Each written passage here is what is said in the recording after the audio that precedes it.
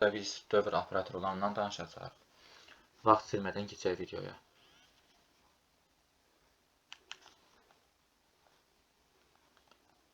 İki növ dövr operatoru vardır ki, birincisi fordur, digəri while'dır.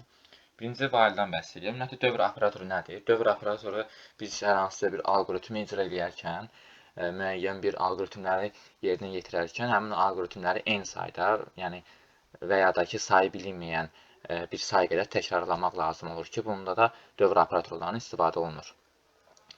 While operatoru sonu bilinməyən dövrləri üçün daha əlverişlidir. Quruluşu əsasən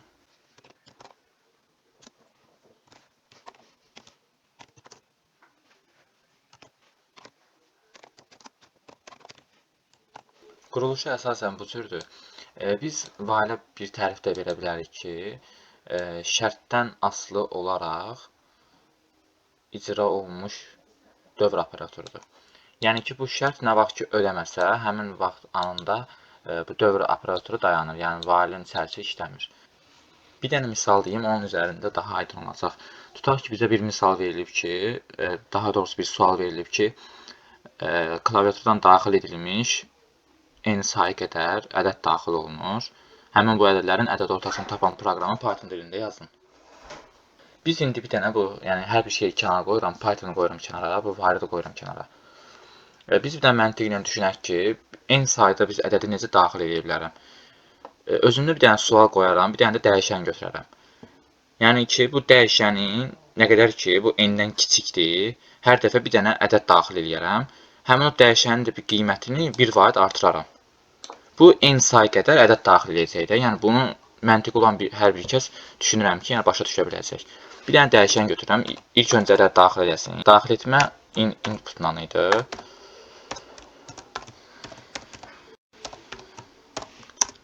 Bir dənə dəyişən verirəm.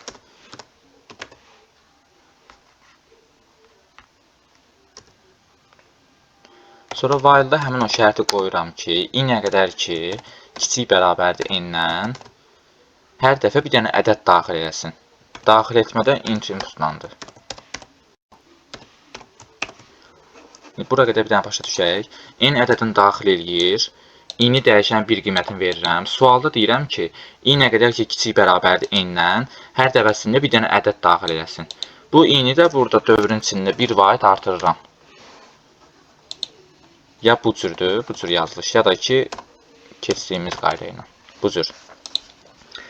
İndi bu nə vaxt ki, i qiyməti artacaq, gəlib n-ə bərabər olacaq. While-da sual verib soruşacaq ki, bu i-nin qiyməti n olacaq, n kiçik bərabərdir n-dən. Həmin vaxtda bir dənə ədəd daxil edəcək, i-ni 1 vaid artıracaq, avtomatik bir şərt ödəməyəcək. Biz dedik ki, şərtdən asılıdır while. Ödəmədiyi üçün while dövrü dayanacaq. Bizdə dedik ki, bunların ədəd ortasını tapsın. Ədəd ortası üçün həm say lazımdır, həm də ki, cəm lazımdır. Cəmə görə də ilkin qiymət olaraq cəmi 0 götürürəm. Hər dəfə də x daxil edəndə cəmin üzərinə gələcəm bu x-i. While-in çölündə də, yəni while-in içərisində yox təbii ki, while-in nə vaxt ki, qutaracaq. Onda deyirəm ki, print ədəd orta nədir? Ədədlərin cəminin onun sayına olan nisbəti. Ədədlərin cəmi budur, cəm bölünsün, sayı neçə olacaq? Təbii ki, n sayı qədər ədəd daxil olunur, yəni n.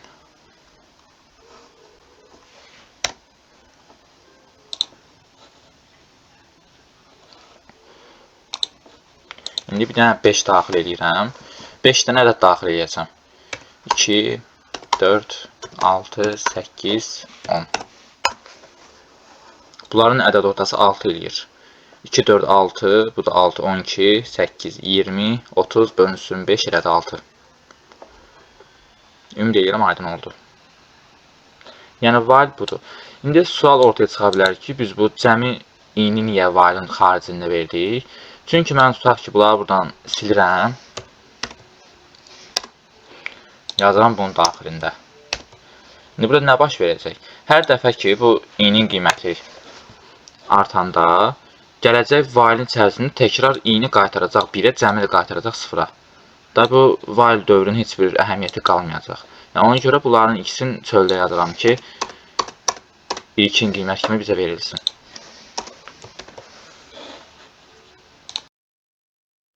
digər bir suala baxaq. Bu suallara baxmaq mütləqdir, çünki mən öz şagirdlərimə də öyrədəndə, yəni bu vaylı sualı üzərində izah edirəm, onu daha yadda qalır. İndi bundan sonra bir dənə də suala baxacaq. Bu sualda bizə desin ki, daxil olunmuş ədədin rəqəmləri cəmini tapan proqramı Python dilində yazın. İlk öncə ədədin rəqəmləri cəmini mən necə tapa bilərəm? Tutaq ki, ədəd daxil olunsun 321. 321, aha.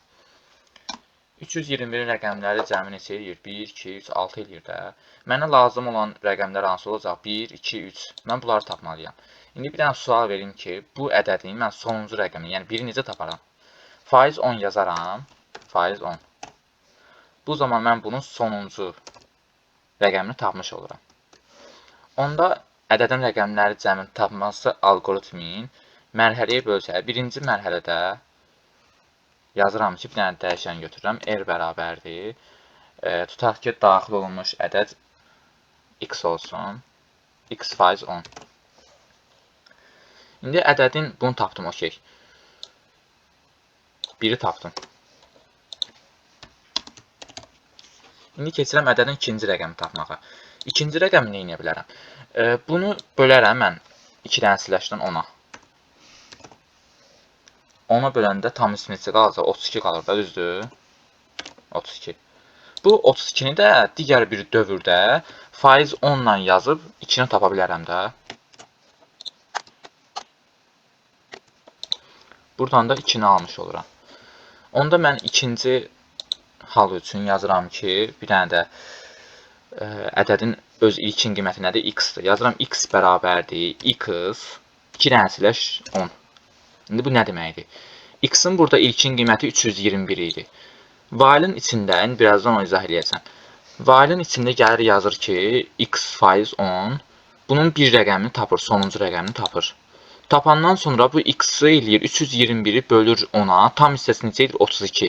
X-a mənimsədir bu 32 qiyməti. X-in ikinci qiyməti olur 32.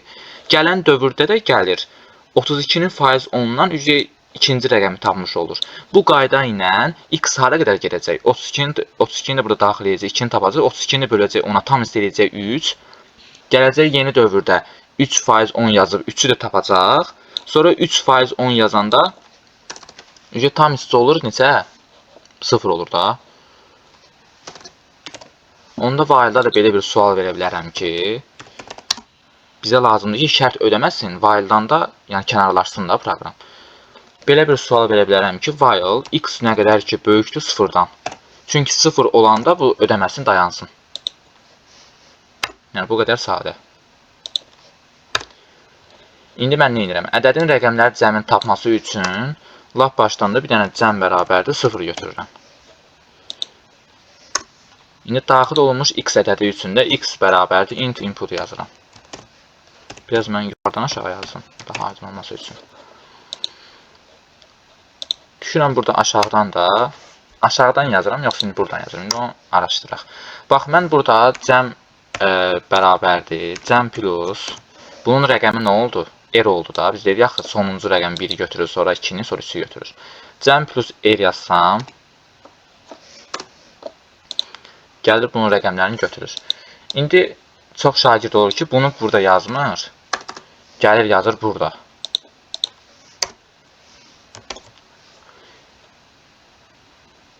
İndi burada nə baş verəcək? Mən tutaq ki, cəmi gəlib burada yazıram. X-i də daxil edirəm, 25. Cəm də 0-dır. Soruşur ki, 25 böyükdür 0-dan. Hə deyir, düşür aşağı. Yazıb ki, R bərabərdir, x faiz 10. 25-i bölür 10-a, qalıq neçə edir? 5. R-in qiymətini tapır 5. Laf yaxşı. Sonra gəlir burada yazır ki, x bərabərdir, x bölünsün 10, tam hissə. 25-i də 10-a bölür, bunun tam hissəsi edir ki, x-in ikinci qiyməti oldu 2. Cəm bərabərdir, cəm plus R yazır. R neçə idi bizə? 5. Cəmin qiyməti, ilkin qiyməti 0-dır. Cəmin ikinci qiyməti olur 5. X-in də qiyməti 2-dir. Burada 2 qal baxı. Təzədən gəldik ki, 2 böyükdür 0-dan. Yazır ki, R bərabərdir, x faiz 10. 2-ni faiz 10-a bölür, qalıq edir 2. R-in ikinci qiyməti olur 2. Sonra yazıb ki, x slash 10. 2-ni də bölür 10-a, tam hissə eləyir 0. Buradan da cəm bərabərdir, cəm plus r. R-in ikinci qiyməti 2 idi. 5-in üzərinə 2 gəlir, olur 7. Bizdə x-in qiyməti nə oldu? 0 idi da. Gəlir ki, var görür ki, x böyükdür 0-dan şərt ödəmir, dayanır. İndi burada cəmin axırıncı qiyməti nə oldu? 7. Onda belə bir nəticə çıxara bilərik ki, bu cəmi burada yazmaqla, yəni x slash 10-dan sonra yazmaqla, bunların arasında yazmağın heç bir fərqi yoxdur. Yəni özümüzü, yəni imtahanda necə deyim, stressə salmayaq ki, ayda birdən çaşıb bu ortada yazaram, mən buradan yazaram. Yəni heç bir fərqi yoxdur. Əsas odur ki, yəni bu icra olunsun, ilk öncə faiz 10 icra olunsun, sonra ondan sonraki mərhələdə slash 10 icra olunsun. Yəni heç bir fərqi yoxdur. Bunu götürürəm, yazıram ortadan. Ortada yazan daha yaxşı görünür. Bu da oldu bizdə daxil olmuş ədədin rəqəmləri cəmini tapan proqram. Sonda da yazıram ki, tabii ki, print cəm. Baxın, sonda yazıram. Da götürüb vailin içində yazmıram. Vail ki, nə vaxt qutaracaq, cəmin qiyməti nə olacaqsa, odur mənə lazım olan nəticə.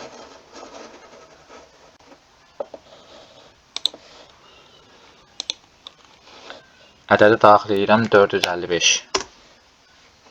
Rəqəmləri cəmi 4, 5, 9, 5, 14. Suala baxaq. Üçüncü sual bugün də sınağa düşmüşdü. Deyir ki, klaviaturdan daxil olunmuş n dənə ədəddən rəqəmləri cəmi 15-dən böyük olanlarının ədəd ortasını tapan proqram.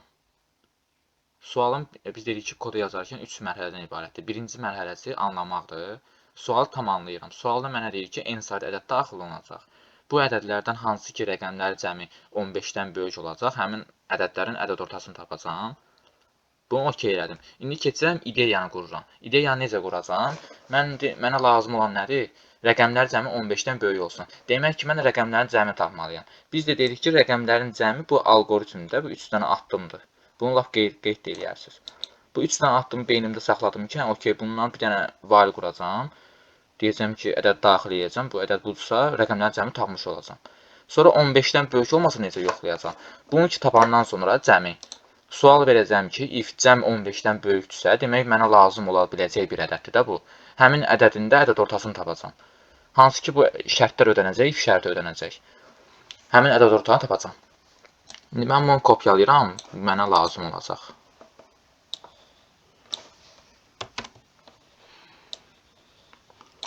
İndi bizə deyir ki, daxil olunmuş n ədədini daxil edirəm. N sayda ədədlərin daxil olması üçün bir dənə dəyişən götürürəm. I bərabərdir 1. While açıram. Bayaqki prinsiplə yanaşıram da. I nə qədər ki, kiçik bərabərdir n-lə. Hər dəfəsində bir dənə ədəd daxil edəsin.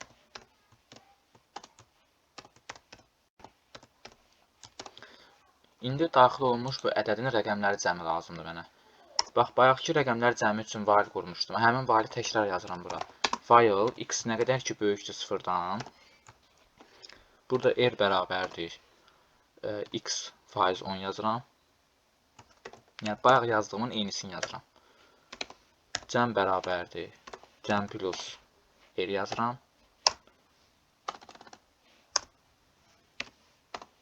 X-i də 10-a bölürəm. Belə. Bu while-də oldu, daxil olmuş ədədin rəqəmləri cəmini tapan. İndi bizə lazımdır ki, rəqəmləri cəmi 15-dən böyük olsun. Rəqəmləri cəmini tapandan sonra soruşuram ki, if, bu while-in altında da, çünki bu while qutardı, bundan sonra soruşuram. If, cəm böyükdürsə 15-dən, demək ki, mənə lazım ola biləcək ədədi tapmışam. Bu cəm həmin ədədin rəqəmləri cəmi idi. Hansı ədədin? Bu x ədədin. Düzdür?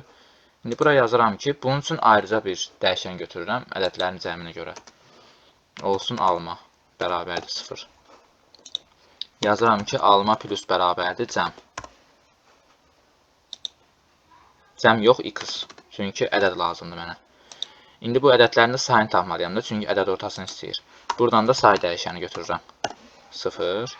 Almanın da altından yazıram ki, say plus bərabərdir 1. İndi baxın, mən bura x yazmayacağam. Niyə? Çünki bu x-i daxil eləyib, gəlir böyükdür sıfırdan, Nəsə x-i gəlir hamısını ona bölür. X-in sonuncu qiyməti nə olur? 0 olur ki, bu dövrdən çıxır da, düzdür? Şərt ödəmir. Demək, x-in ən axırıncı qiyməti 0-dır.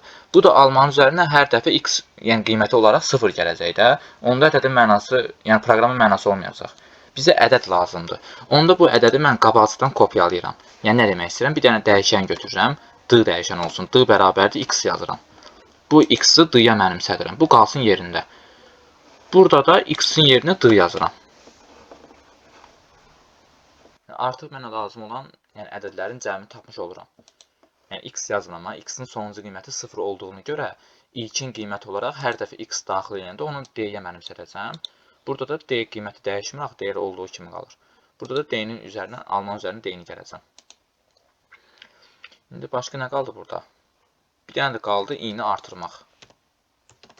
Plus bərabərdir 1. Çünki i-ni artırın ki, bu dövr qutarsın da. Sonunda da nə yazıram? Print. Yəni artıq bu vailin xaricində. Print alma bölünsün say. İndi 3 dənə də daxil edirəm. Bu 3 daxil etdiyim n-in sayıdır, yəni ədədlərin sayıdır. Birinci ədədim olsun 556. Baxın, ikinci ədəd daxil edilməsi üçün, yəni enter basanda error verəcək. Baxın, error verdi. Niyə? Çünki, bax, bunu özüm belə yazmadım ki, çünki yəni çox rastlaşacaqsınız bu proseslə. Cəmin qiyməti mən təyin eləməmişəm.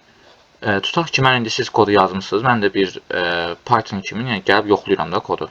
Yəni içindəki olan prosesləri dillə təsvirini sizə verəcəm. İni daxil edib, ini verib, alma sayı ki, sonra soruşur ki, x ilə x-i daxil edib, ədəd daxil edib, 556-ını daxil elədi. Ondan sonra d-yə mənimsətdi. Sonra soruşur ki, while x böyükdür 0-dan, 556 böyükdür 0-dan, r bərabər x faiz 10. Sonuncu rəqəmini tapır. Yazıb ki, cəm bərabərdir, cəm plus r. Mənə deyir ki, ay qardaş, bu cəm nədir? Bilmirəm axı. Cəmi hardan qoydum bura? Cəmin əvvəlki qiyməti yoxdur.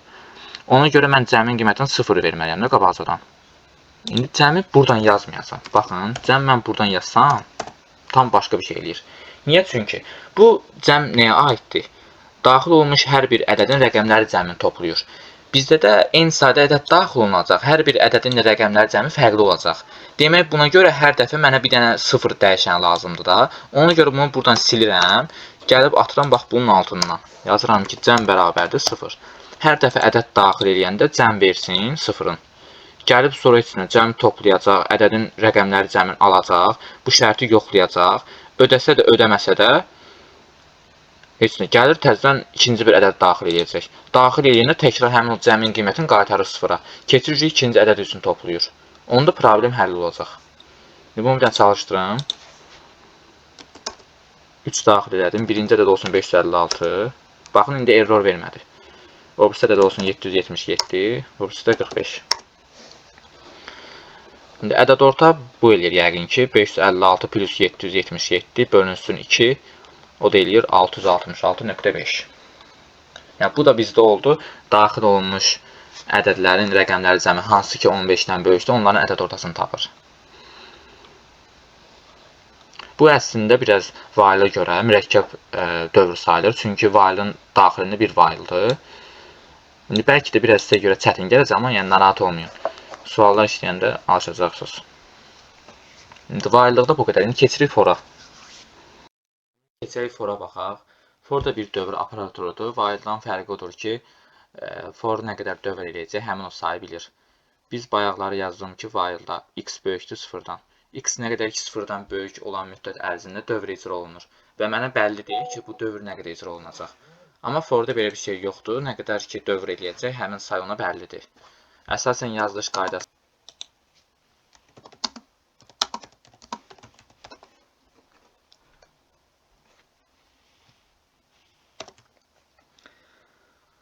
Range hər hansısa bir aralığı əhatə eləyir. Tutaq ki, 0-dan 10-a qədər yazıram.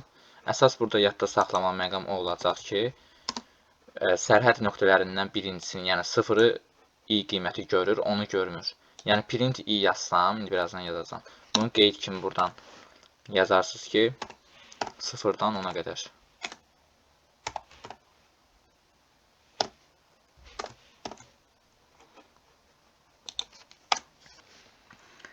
Forun daxilində print i yazıram. Bunu çalışdıraq. Baxın, i burada 9-a qədər görür. Yəni sonuncunu görmür. Bir dənə bunu yadda saxlayaq əsas. İndi bir dənə sola baxaq. Klaviaturdan daxil edilmiş 10 dənə ədədin sonuncu rəqəmi 1 olan ədədləri çap edən proqramı Python dilində yazın. Baxın, mənə dövr sayı bəllidir. 10 dənə.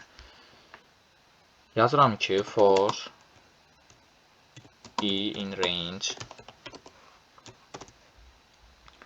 0-dan 10-a qədər.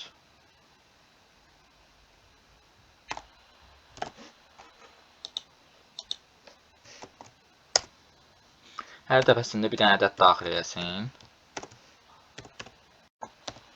Bu ədədin sonuncu rəqəmi 1 olan dedi də. Mən də sonuncu rəqəmi necə tapırdım?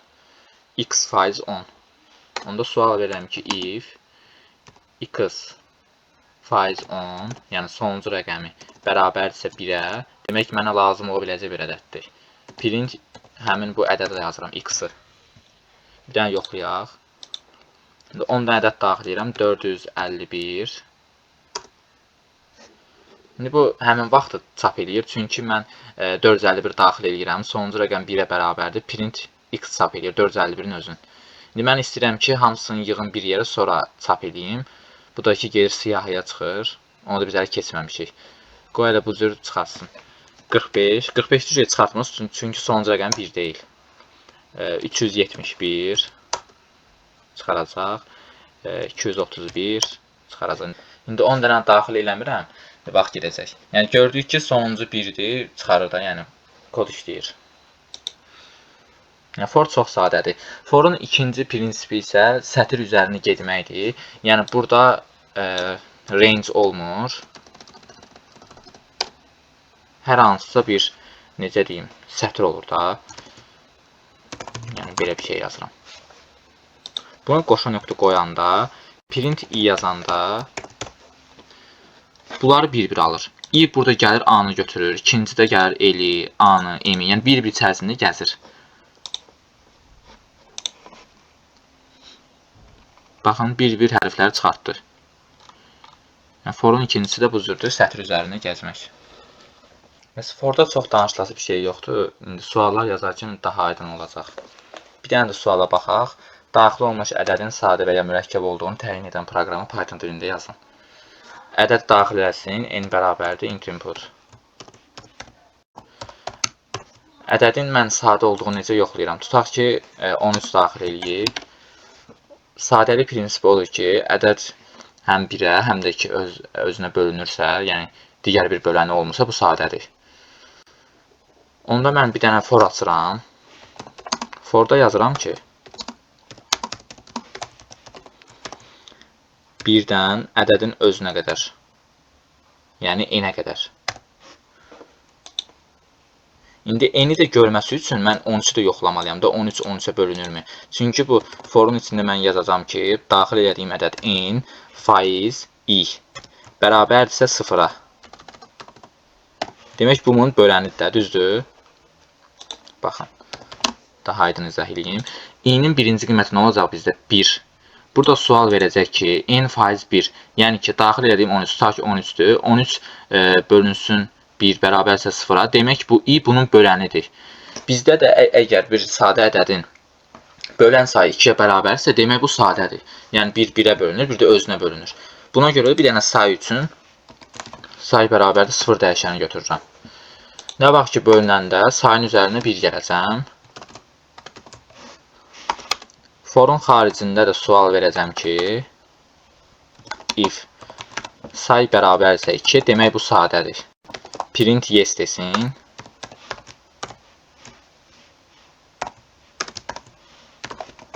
Əks halda, yəni 2-dən başqası, demək bu mürəkkəbdir.